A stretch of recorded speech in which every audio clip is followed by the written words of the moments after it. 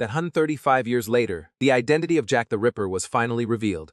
But how reliable is this article? From April 3, 1888 to February 13, 11 vicious murders occurred near Whitechapel in London. The victims were all women, and their deaths were extremely tragic. 5 of the victims were confirmed to be the work of a serial killer. Their throats were slit, their stomachs were cut open, and some internal organs were taken away. This serial killer was the infamous Jack the Ripper. In recent years, many rumors have emerged around this case. Many people claim that they have solved this centuries-old mystery. So what is the truth? Are these theories just bluffs, or do they make sense? Now, let's review these 5 murders first. 1888, the body of 43-year-old prostitute Marian Nikos was found brutally killed in Bachelor Lane near Whitechapel, which is now Joy Street. The victim's throat was slit and she was disemboweled. 1888, the body of 47-year-old flower seller and part-time prostitute Annie Chapman was found at 29 Hambury Street. The killer cut her throat and took her uterus. On the night of the 30th of the same month, 2 Ripper murders occurred simultaneously. One of the victims was named Eliza Strider. Her throat was only slit and she was not disemboweled. Therefore, the police and subsequent investigators believed that the Ripper was interrupted during the execution. But the killer clearly wasn't ready to give up. 6-year-old hawker and part-time prostitute Catherine Addles was brutally murdered. Let me ask a question. Why are there part-time prostitutes? In 19th century Britain, the gap between the rich and the poor was huge. Productive forces brought by the Industrial Revolution only served a few wealthy people and did not improve the living standards of the common people. At the bottom, many women in London were forced to make a living by selling their bodies. Engages in a certain occupation, the supply exceeds the demand and there aren't enough customers.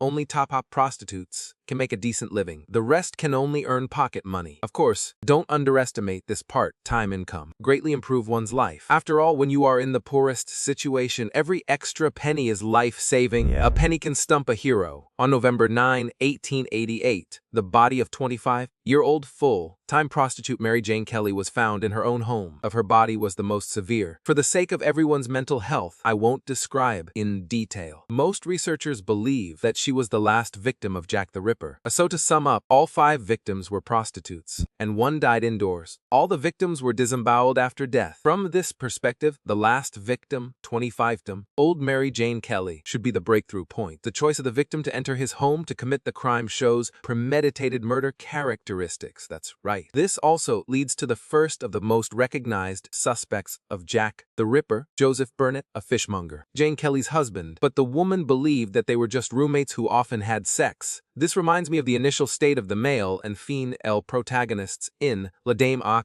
Camélias. How can you say this is not love? Well, it kind of makes sense. According to records, the man strongly opposed Mary's career plan and was furious whenever he saw her entertaining clients. The word career plan is quite sophisticated. Young man, whether it's a career plan or not. Anyway, this young fishmonger began to earn money frantically to support the family. But soon he found that there was no fate of getting rich in his 8 characters, let alone his girlfriend. He could hardly support himself. So Mary returned to her old profession. Storylines are similar. Anyway, according to the relatively popular theory at that time, the fishmonger committed many horrifying murders to threaten Mary and make her stay at home obediently. These are the ones we just mentioned. Height and appearance were very consistent with the description of Jack the Ripper by witnesses. More importantly, on the 8th day after he broke up with Mary, Mary was brutally killed, and a Barnett pipe of the fishmonger was found in Mary's home. Wasn't it normal to have a pipe left since they were roommates before? So these evidences are all very weak circumstantial evidence. Therefore, although many criminologists regarded him as the #1 suspect, there was no way to prove their theory. If the infamous Jack the Ripper was a lovesick fool, it's really a bit boring. What's wrong with being a lovesick fool? Of course, this video is called The Current Situation of the Top 10 Unsolved Mysteries. Some old suspects, the audience would probably flip the table. Let's move on to several suspect theories that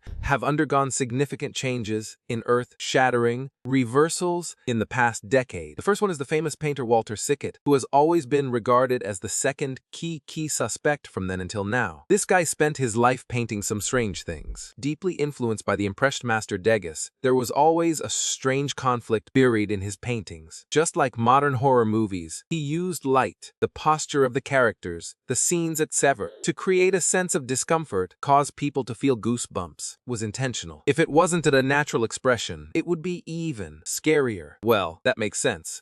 However, the strange painting style cannot be evidence of murder. Considered highly likely to be Jack the Ripper is one of his paintings, called The Bedroom of Jack the Ripper. This painting was made by him in 1907. More importantly, he also has a work, The Camden called Town Murder. The Camden Town Murder was also a real case. Also a prostitute. The MO was the same. The victim's throat was slit. This case has also not been solved to this day. Does this case have anything to do with Jack the Ripper? Criminal suspect in the Camden case at that time, and he was put on trial but was finally acquitted. That's how it was. This makes this painter even more suspicious. If the above is not enough for everyone to believe that he is the Ripper, there is another more important evidence. Describing the case earlier, I deliberately left out a point to save it for now. During the execution of Jack the Ripper, hundreds of letters related to Jack the Ripper were sent to the police station and major newspapers. Many of them claimed to be Jack the Ripper. Most of them were pranks. Those guys were really idle. There was a psychopathic killer killing people all over the city, and some people still had the leisure to play pranks. 4 were believed by the police at that time and later researchers to be written by Jack the Ripper himself, such as the famous Dear Boss letter. The name,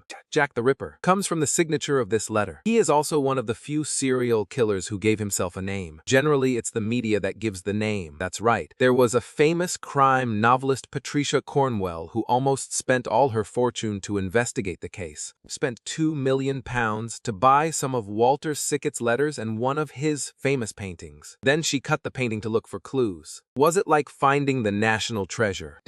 She found that 3 of Walter Sickett's letters and 2 of Jack the Ripper's letters came from the same roll of handmade paper.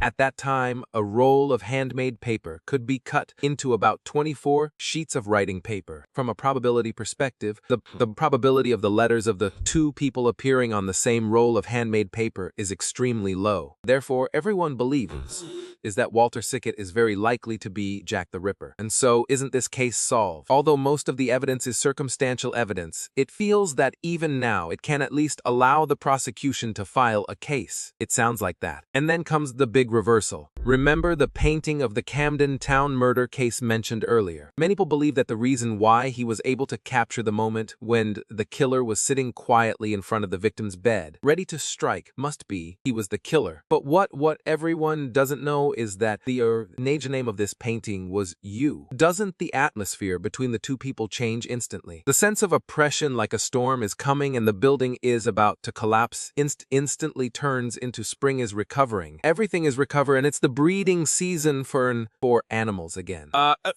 Understanding of a painting is like doing reading comprehension in primary school. There is often a suspicion of overinterpretation. Many times, as long as the situation changes slightly, the meaning expressed by a painting will be completely different. Haha! As for the letters of Jack the Ripper, in fact, more researchers now believe that none of these letters were written by Jack the Ripper himself. Third letter, which is the most famous, From Hell letter, has been confirmed to be a prank by a medical student at that time. Piece of human kidney that was said to be from Catherine Addles attached to that letter was actually taken out by the medical student from a dissected body. The other several letters also have suspicious points. People at that time were really outrageous. Walter Sickett may have really written those 2 letters of Jack the Ripper.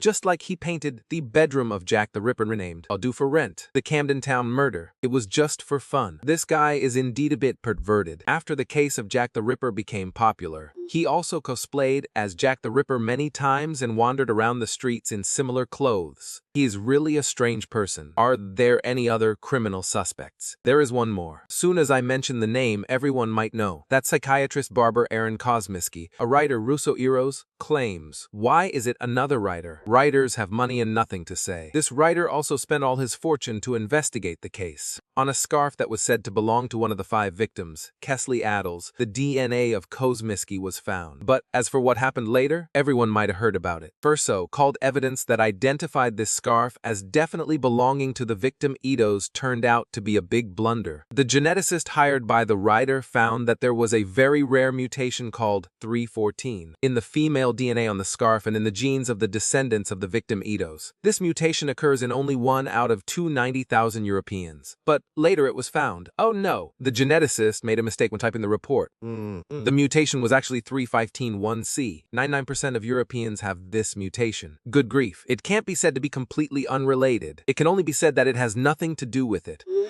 In addition, the claim that the DNA on the scarf belonged to Kalsmiski was auctioned by a bunch of big shots in genetics. Mitochondrial DNA testing. As for those who have done paternity testing, you might know that the mitochondrial DNA testing and the accuracy of nuclear DNA testing are not at the same level at all.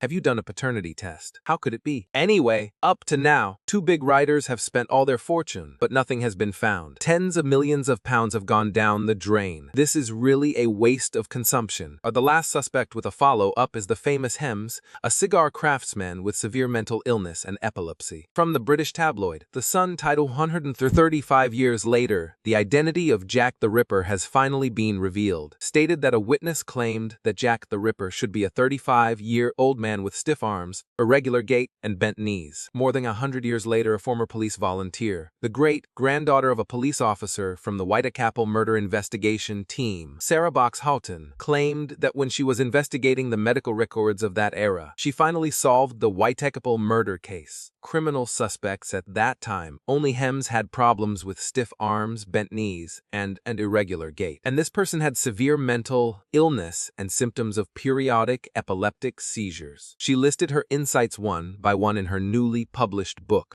Do all investigations rely on writers? What the hell? Why are they all writers? It can be understood. If you solved such a surprising case, you would also write a book and publish it. It's a fool not to make money when you can. Mentioned by this person earlier, isn't it a bit too indirect? Just because his arms were stiff, he did it. My arms have been stiff recently. Am I also Jack the Ripper? There are also some other circumstantial evidence. Some witnesses claimed that Hems had met with the victim Catherine Addles before, etc. These are all the new developments in the Whitechapel murder case. Point of view. Personally, I still prefer a relatively popular and classic speculation about the suspect of the Whitechapel murder case over the years. That is, a cotton merchant named James Maybrick said that someone found a diary under the floor of his old house, which detailed the process of Jack the Ripper's murders. And on one of his pocket watches, the initials of the 5 victims' names were found. Mike Burritt, the discoverer of that diary, has nothing to do with the boss of that Barrett company. He did once admit that he forged this diary, but soon he took it back and said he only said it was forged due to public pressure at that time. In fact, it was real. After expert testing, this diary may indeed be a treasure from the Victorian era. This is a bit mysterious. Well, it's kind of interesting. Of course, there are hundreds of suspects for the Whitechapel murder case, and there is even a theory of a female Ripper, but it was very possible. But now it seems that there is indeed a lack of substantive evidence. Many people claim to have solved the Whitechapel murder case,